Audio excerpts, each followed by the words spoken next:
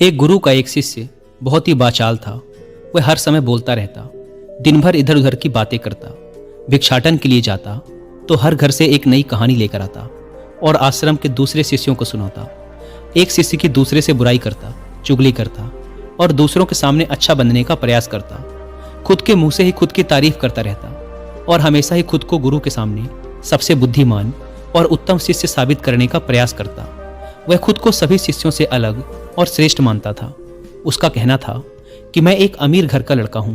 अगर मैं चाहता तो एक आरामदायक और सुविधाओं से भरा जीवन जी सकता था, लेकिन मैं वो सब छोड़कर यहाँ आ गया क्योंकि मुझे सत्य की खोज करनी है, खुद को जानना है, जीवन को जानना है।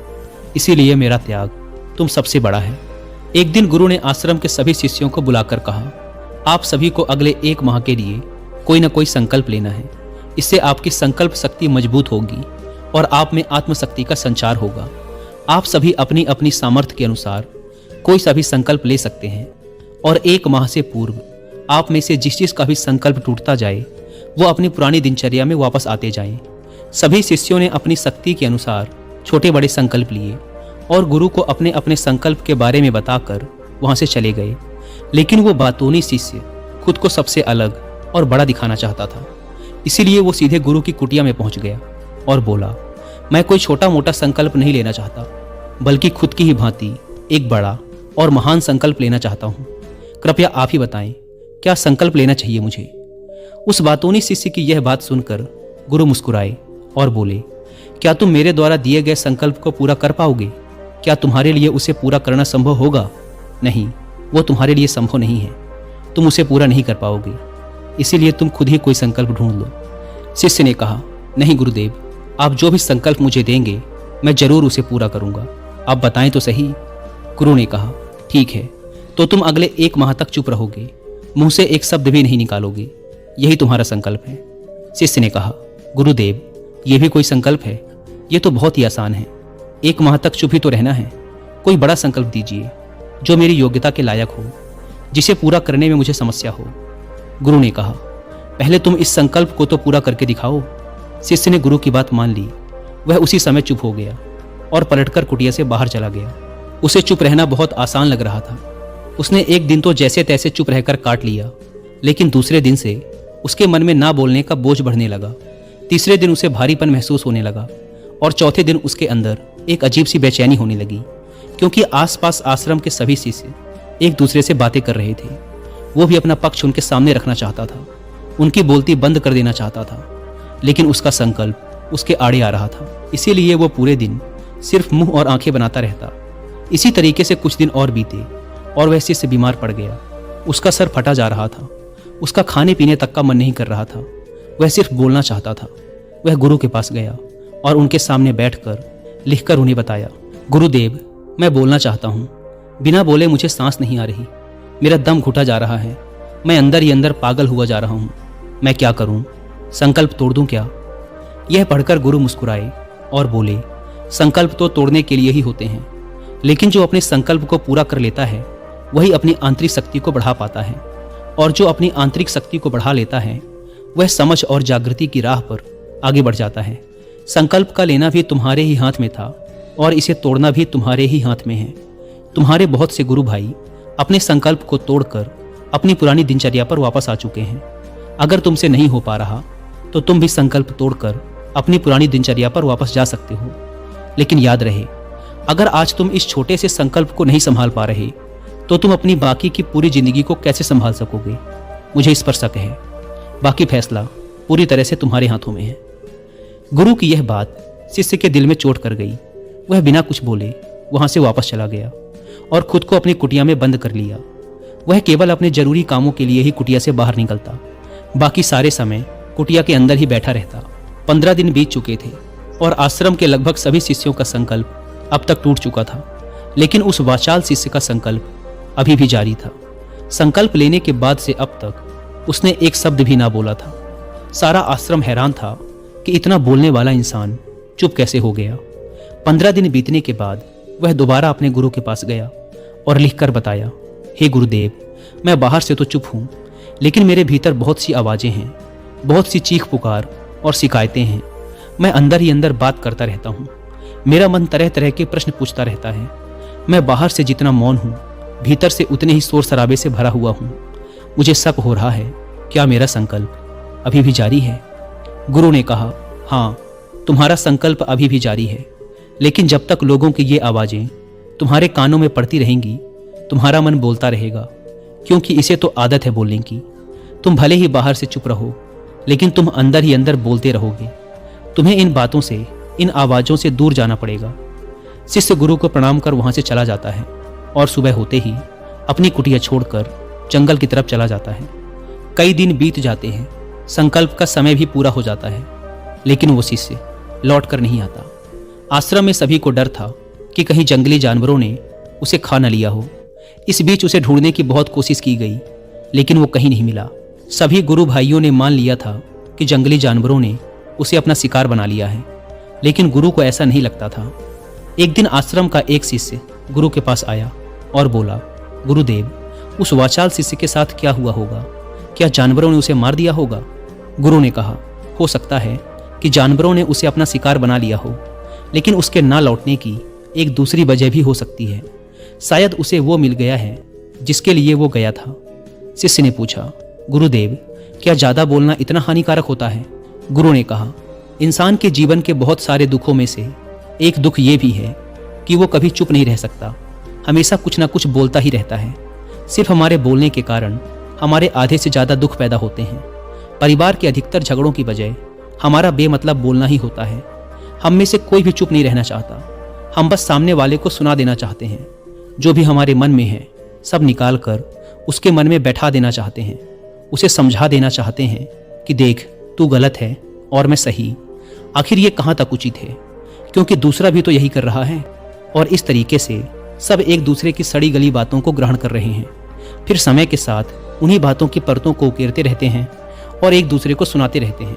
इस तरीके से सुनने और सुनाने का यह काम जिंदगी भर चलता रहता है, लेकिन इस नासमझी में हम खो देते हैं अपना समय, अपना जीवन, अपनी समझ और सबसे महत्वपूर्ण वो कीमती पल जो जिए जा सकते हैं, जिनको अनुभव किया जा सकता है, जिनमें आनंद को प्राप्त किया जा सकता है। लेकिन इसके बदले हमें मिलता क्या है? कुछ नहीं, सब व्यर्थ और बर्बाद हो जाता है। इस पागलपन में हमने क्या खो दिया, इसका एहसास केवल कुछ ही लोगों को हो पाता है। बाकी लोग जैसे उन्हें अपने आने का पता नहीं, वैसे ही उन्हें अपने जाने का भी पता नहीं चल पाता। शिष्य ने कहा, तो फिर इसका समाधान क्या है? गुरु ने कहा, पूरी जागरूकता के साथ अपने विचारों को देखना, यही एकमात्र तरीका है सारी मानसिक समस्याओं का। दोस्तों, वर्तमान में रहकर पूरी जागरूकता के साथ अपना काम करना जिंदगी में चमत्कारिक बदलाव ला देता है, ऐसा कहना है फेमस जैपनीज जेन मास्टर गाइगी। जेन माइंड एक ऐसा मन होता है जिसमें सैलाब से उमड़ते विचारों को भी शांत करने की क्षमता। आइए कहानी पर वापस लौटते हैं। उस वाचाल शिष्य को आश्रम छोड़कर गए हुए 3 महीने का समय बीत चुका था, लेकिन उसकी कोई खबर ना थी। अब तक तो सभी गुरु भाइयों ने भी उसके वापस लौटने की उम्मीद छोड़ दी थी, लेकिन एक दिन वह आश्रम लौट आता है। उसे देखकर सभी के आश्चर्य और खुशी का ठिकाना ना रहा। लेकिन अब वो नहीं था जो यहाँ से गया था, वो कुछ और ही बनकर वापस आया था। उसके अंदर एक गजब का बदलाव महसूस किया जा सकता था। उसके चेहरे पर एक गजब का ठहराव और आंखों में बड़ी शांति थी। आश्रम में आते ही सभी गुरु भाइयों ने उसे चारों तरफ से घेर लिया और बातें करने लग गए। वह भी अपने गुरु भाइयों से बातें करने लगा। उससे बात करने वाले सभी शिष्यों ने यह अनुभव किया कि अब वह पहले जैसा उतावला और बातूनी नहीं रह गया था। उसके मुंह से एक एक शब्द बहुत ही सुलझे हुए और मधुरता के साथ निकल रहे थे। थोड़ी देर तक गुरु भाइयों से बात करने के बाद वह सीधा गुरु की तरफ चला गया। उसने गुरु के चरण छुए और कहा, गुरुदेव, क्या मैं अब भी मौन हूं? क्या अब भी मेरा संकल्प जारी है? गुरु ने कुछ देर तक शिष्य की आंखों में बड़े ध्यान से देखा और कहा, हाँ, तुम अब भी मौन हो। तुम्हारे मुंह से एक भी शब्द निकल नहीं रहा और तुम्हारा संकल्प अभी भी जारी है। शिष्य ने कहा, गुरुदेव, जब मैं आश्रम से गया तो मैं मुंह से तो चुप था, लेकिन मेरे अंदर बहुत सी आवाजें थीं, मन में बहुत से प्रश्न थे और वो बंद नहीं हो रहे थे। तो मैं जंगल में और गहरा चला गया, इस उम्मीद से कि वहाँ मुझे शांति मिलेगी और मेरे मन की बकबक कम हो जाएगी। लेकिन मैं जितना एकांत में जाता गया, मेरे अंदर की आवाज़ उतनी ही तेज होती गई। मेरे भीतर की और पुरानी से पुरानी आवाज़ मुझे सुनाई देने लगी। तब जाकर मैंने महसूस किया कि मैं कितना गलत कर रहा था। जब मैं अपने परिवार वालों, दोस्तों और गुरु भाइयों को बुरा भला कहता था तो उस समय मुझे लगता था कि मैं सही कह रहा हूँ। जब मैं गुरु भाइयों की एक दूसरे से चुगली करता और उनका मजाक बनाता तब भी मुझे यही लगता था कि मैं उनसे बेहतर हूँ और मैं सही कर रहा हूँ। लेकिन उस दिन मैंने पहली बार महसूस किया कि मैं कितना गलत बोलता था। काफ़ी दिनों तक ये आवाज़ें, ये शिकायतें मेरे अंदर चलती रहीं, लेकिन धीरे धीरे करके एक दिन ये सारी आवाज़ें मेरे अंदर से समाप्त हो गईं। अब मैं भीतर से भी मौन हो गया। उस घने जंगल में बाहर से कोई बोलने वाला था नहीं और भीतर कोई आवाज़ शेष न बची थी। मैं उस दिन पहली बार मौन का सही अर्थ समझा। मेरे चारों तरफ बहुत शांति थी। हालांकि अभी भी कुछ आवाज़ें आ रही थी जो पहले भी आती थी, लेकिन मैं उन्हें सुन नहीं पाता था। पर अब वो सभी आवाज़ें मुझे स्पष्ट रूप से सुनाई दे रही थी। हवा के चलने की आवाज़, चिड़ियों के चहकने की आवाज़, पानी के बहने की आवाज़, भंवरों के गुनगुनाने की आवाज़। ये सभी आवाज़ें मैंने पहली बार पूरे होशपूर्वक सुनी। अपने चारों तरफ इतनी शांति मैंने पहले कभी महसूस नहीं की थी। तो इस शांति को भंग करने के लिए मैंने पहली बार अपने मुंह से कोई शब्द निकाला। मैं चिल्लाया, हे ईश्वर, ये कैसी शांति है? सभी कुछ इतना शांत क्यों है? ऐसा क्या हो गया? लेकिन मेरे चिल्लाने के बाद भी वो शांति भंग ना हुई। सब कुछ पहले के जितना ही शांत था, बाहर भी और भीतर भी। हे गुरुदेव, मैंने अपने गुरु भाइयों से बात की, मैंने आपसे बात की। मैं बोल रहा हूँ, मैं चल रहा हूँ, मैं सब कुछ देख रहा हूँ, लेकिन मैं अपने भीतर एकदम एकांत में हूँ, मौन में हूँ। भीड़ में होता हूँ तब भी भीतर से अकेला एकांत में होता हूँ। जब मैं खुद में भी शोर करना चाहता हूँ तब भी एकांत में ही होता हूँ। अब सब दिखाई पड़ने लगा है, सब सुनाई पड़ने लगा है। गुरु ने कहा, जब तक हम बाहर की तरफ बोलते रहेंगे भीतर अशांति ही रहेगी। जिस दिन हम भीतर की तरफ मुड़ जाएंगे फिर बाहर हमारे मुंह से कुछ भी निकले हम शांत ही रहेंगे। दुनिया में जितनी भी बुराइयां हैं ज़्यादातर हमारे बोलने से ही उत्पन्न होती हैं, क्योंकि हम चुप रहना नहीं चाहते। हम जितनी ज़रूरत है उससे कहीं ज़्यादा बोलते हैं। हम सामने वाले को सुनना नहीं चाहते, बल्कि उसकी बोलती बंद कर देना चाहते हैं। उसे समझा देना चाहते हैं कि मैं कौन हूँ, दिखा देना चाहते हैं उसे अपनी सारी सामर्थ्य। बस यही हमारी ज़िंदगी का मकसद बनकर रह जाता है। हमारी सारी ऊर्जा इस व्यर्थ के बोलने में बर्बाद होती रहती है। ऐसे पति पत्नी का जीवन दुखों से भर जाता है, जो हमेशा एक दूसरे को सुनाने में लगे रहते हैं। कभी एक दूसरे को सुनना नहीं चाहते, समझना नहीं चाहते, और चुप रहना तो उन्होंने कभी सीखा ही नहीं, क्योंकि चुप रहना उन्हें छोटा महसूस करवाता है। दुनिया की सभी लड़ाइयों का कारण हमारा बोलना ही है। इसीलिए हमें सिर्फ उतना ही बोलना चाहिए जितना जरूरी हो, क्योंकि व्यर्थ का बोलना ऊर्जा को नष्ट करना है, और ये बोलना ही हमें कभी अपने भीतर की ओर लौटने नहीं देता, क्योंकि ये हमें बाहर की ओर खींच कर रखता है। और बाहर है ही क्या इस संसार के अलावा। लेकिन अगर अपने भीतर के संसार की ओर मुड़ना है तो इस मुंह को बंद ही रखना चाहिए। इसीलिए जितने भी बुद्ध हुए, आत्मज्ञानी हुए, वो सभी एकांत की ओर भागे, ताकि उन्हें ज़्यादा बोलना ना पड़े, ज़्यादा सुनना ना पड़े।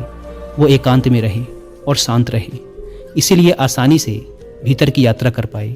लेकिन अगर कोई चाहे तो इस संसार में रहकर भी एकांत में रह सकता है, शांत रह सकता है। लेकिन इसके लिए उन्हें अपनी ऊर्जा बचानी होगी, जिसे वो अब तक अपने व्यर्थ के शब्दों में बर्बाद कर रहे थे। दोस्तों, इस कहानी की सीख यही है कि व्यर्थ का बोलना ऊर्जा को नष्ट करना है, और यह बोलना ही हमें अपने भीतर की ओर लौटने नहीं देता, क्योंकि यह हमें बाहर की ओर झुकाए रखता है। और जिन्हें भीतर की यात्रा करनी है उन्हें अपने मुंह को बंद ही रखना चाहिए। मुझे उम्मीद है कि आपको यह कहानी पसंद आई होगी और काफ़ी कुछ सीखने को मिला होगा। अब